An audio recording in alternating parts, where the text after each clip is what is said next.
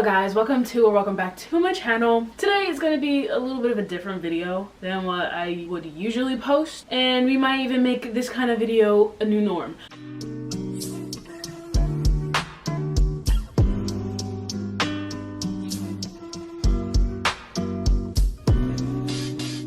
So I'm going to be giving you guys a book review recap or something along those lines of the books that I did read during the closing of 2022.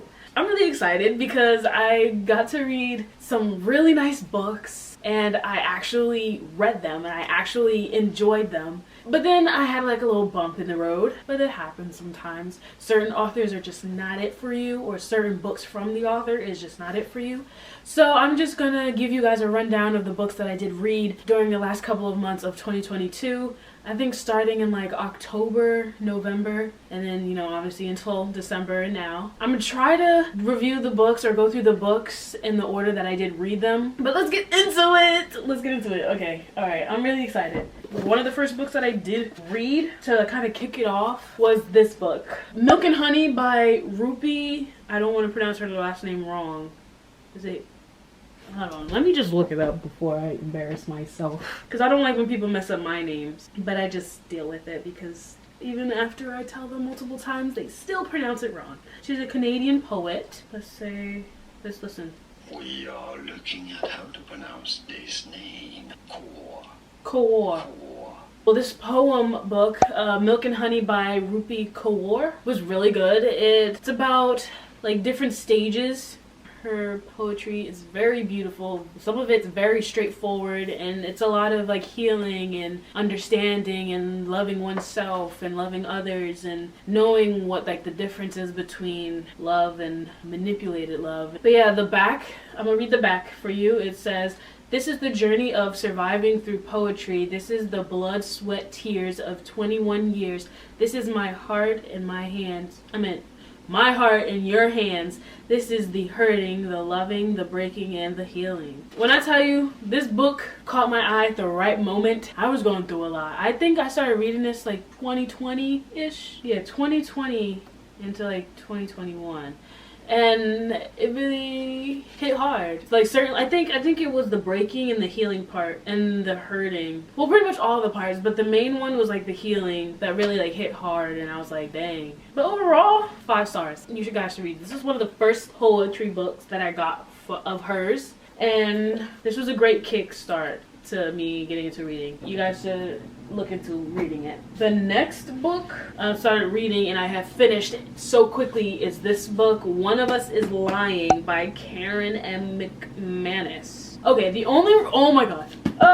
Breathe, girl, breathe. But I started reading this book. Well, I bought this book. Well, I didn't buy it. Someone bought it for me. Thanks. You know who you are. But I got this book after I started watching the series on Peacock called One of Us is Lying, and I was like, you know what, let me read the book. And then I was reading the book and comparing it to the show, and there's a lot of differences, like how certain roles are switched between genders. Like the principal in the book is a male, but the principal in the show is a female. Same with the police officer, and certain incidents that happened in the book was totally different from the actual show itself. When I tell you this book had me on my toes, it had me gasping, it had me flabbergasted, speechless. This book will have you continuously reading this like in one sitting. It took me a week to read this book.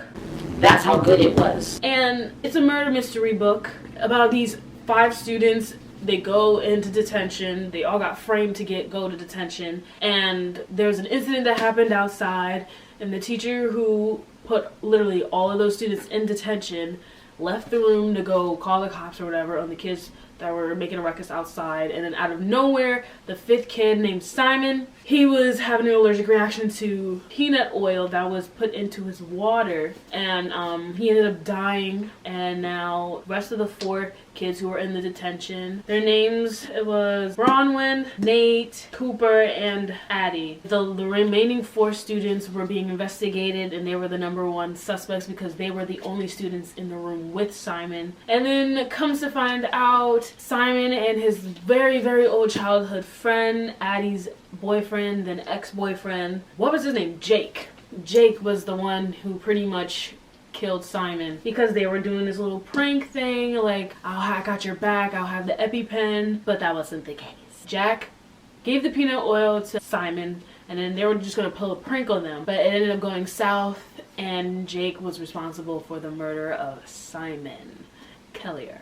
So a whole bunch of stuff was going on, and then Bronwyn and Nate, they ended up finding love interest into each other, and she kind of threw away her like college stuff with going to Yale. Crazy, but I loved it. I give this a 5 out of 5. Oh my gosh. And I was on a roll. Like, I was surprised. I read this in a week. Check out this book.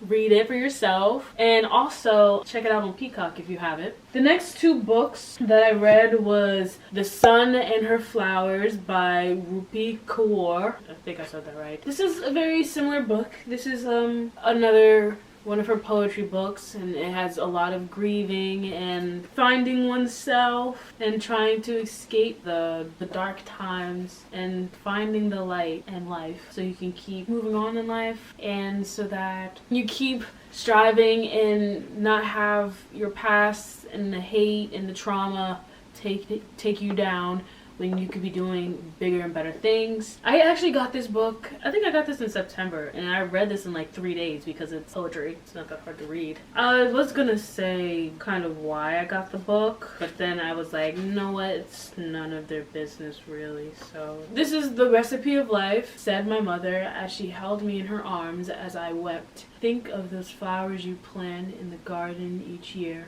They will teach you that people too must wilt, fall, root, rise in order to bloom. Period. This is a really good sentimental book too. And I'm most likely going to read these books again. Next on my list, right after I read One of Us is Lying, I immediately bought the book, the sequel to One of Us is Lying, One of Us is Next,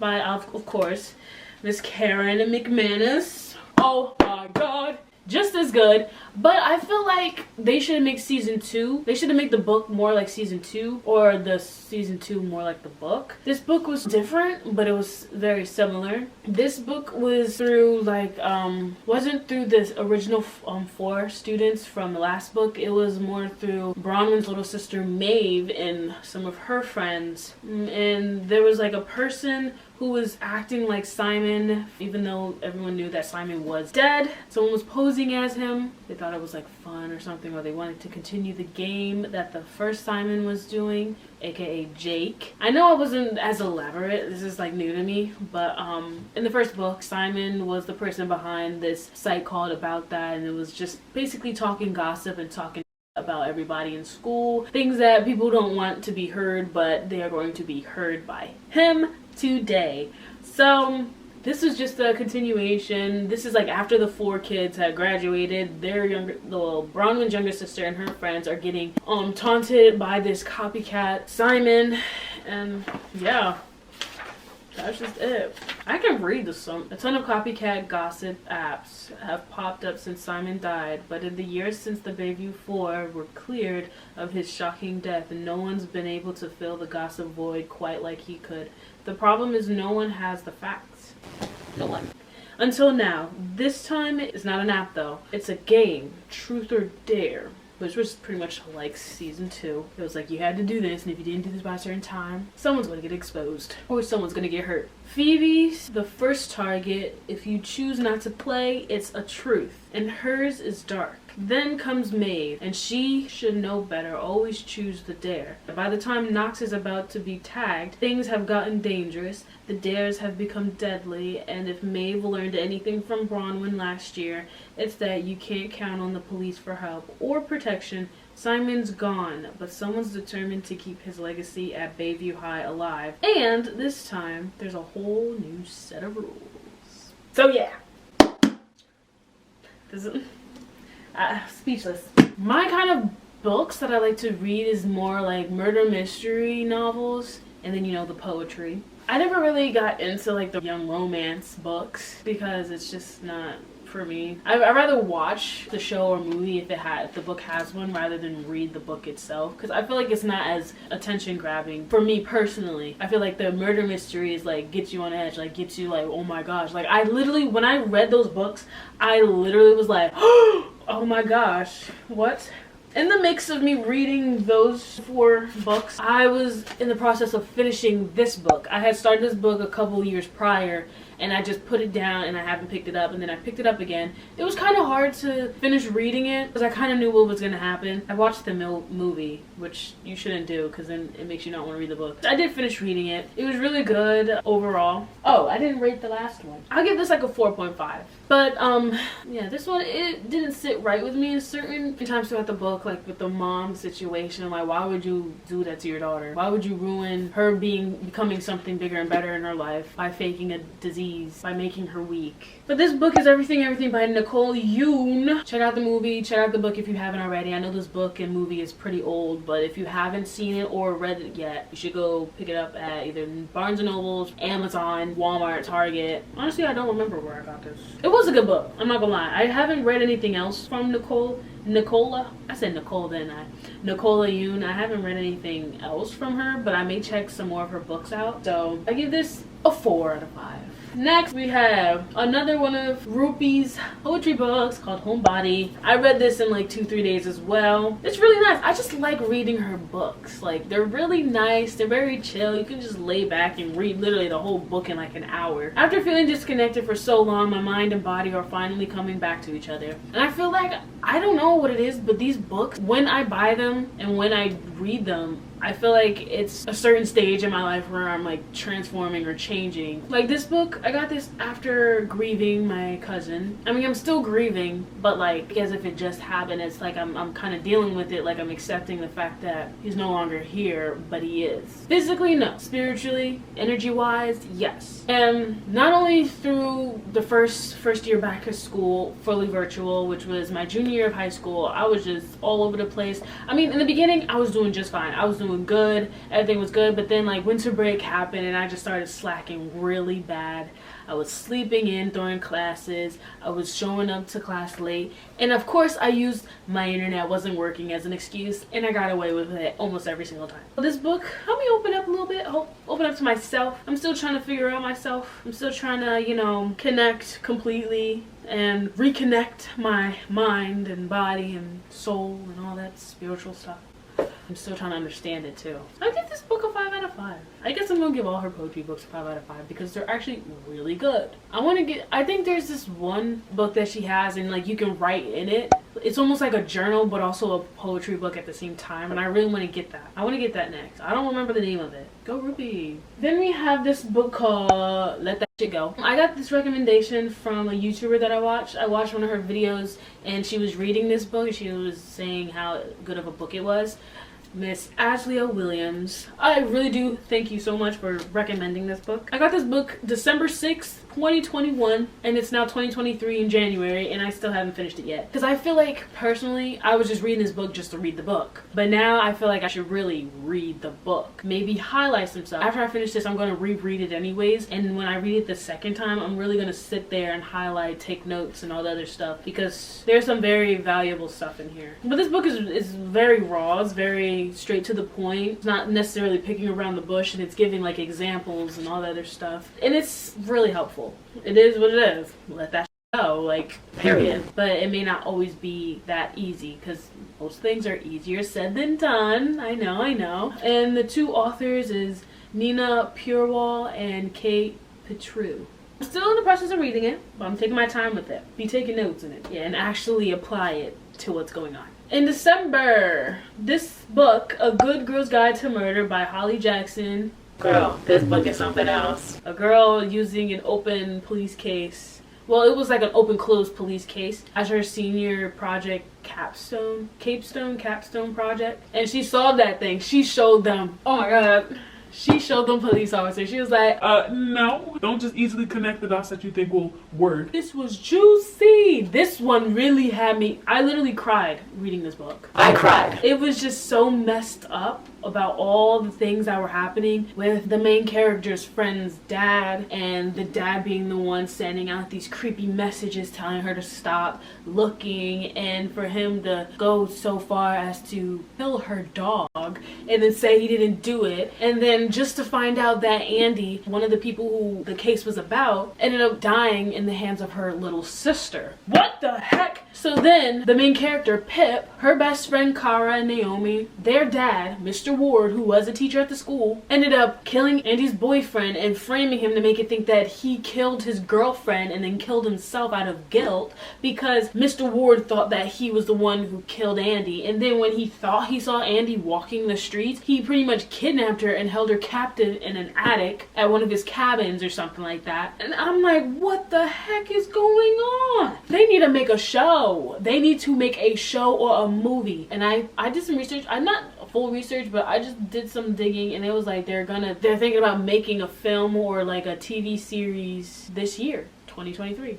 I'll give that a 4.5 out of 5. And the last book that I read for the year 2022 in those last 4 or 5 months of the year was The Lying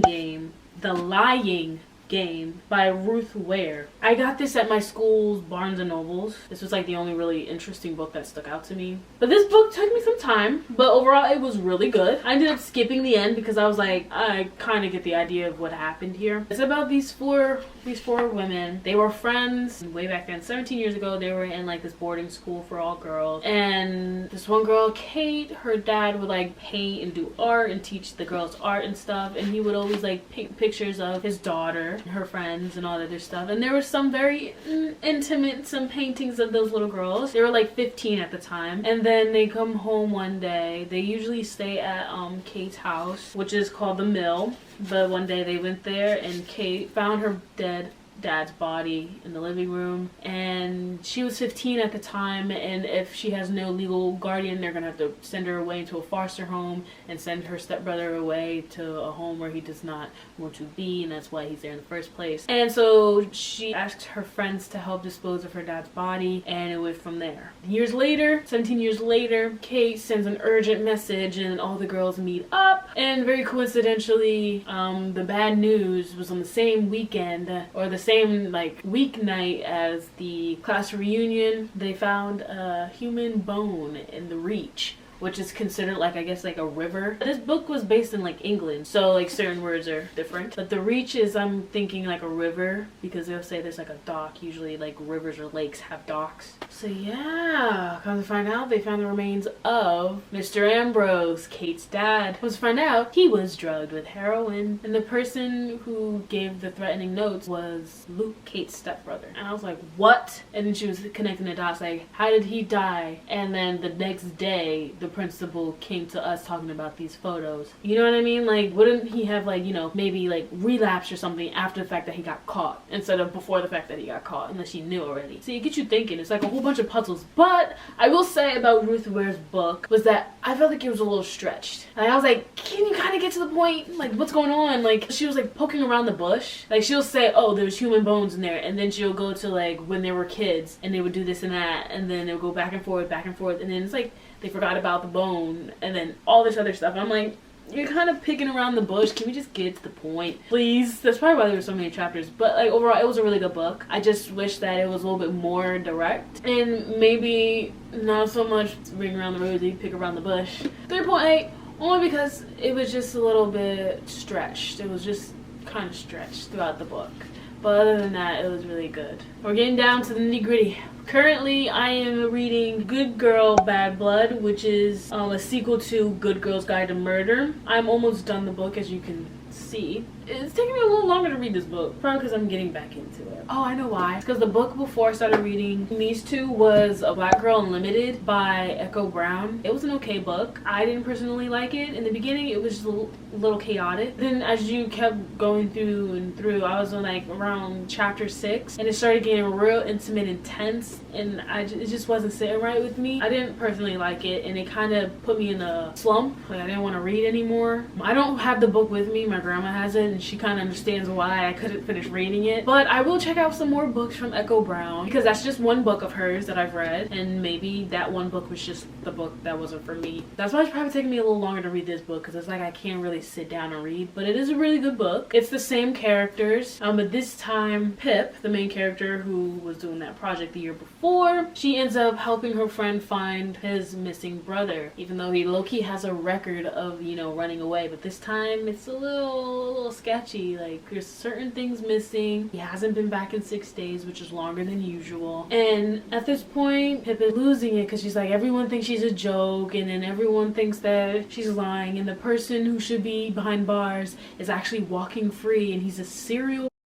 She got a little sit-down talk with her new neighbor. She was like 4 houses down where her old friend used to live. And now right now, I stopped at the point where she's like, she knows what she has to do. This book, so far, a 4 out of 5. The next book I want to read, part of the sequel, is Good as Dead. And then a new book that she just released, 5 Survive. So, we got some readings to do. It's our to-be-read book. The book that I do plan on reading after this one is The Cousins, Family First Always by Miss Karen McManus. As you guys can probably clearly see, these are my 2 most read authors, so I'm kind of ready to read this. I was trying to look for Two Can Keep a Secret, but Barnes & Nobles didn't have it in the space where it was before. Then after that, I want to try to read You Lucky Dog. I got this about a year ago, and I just haven't read it yet. Yeah, I got this in 2020. Then after I read The Summer I Turned Pretty, I was like, gotta get the book. Summer I Turned Pretty, woo!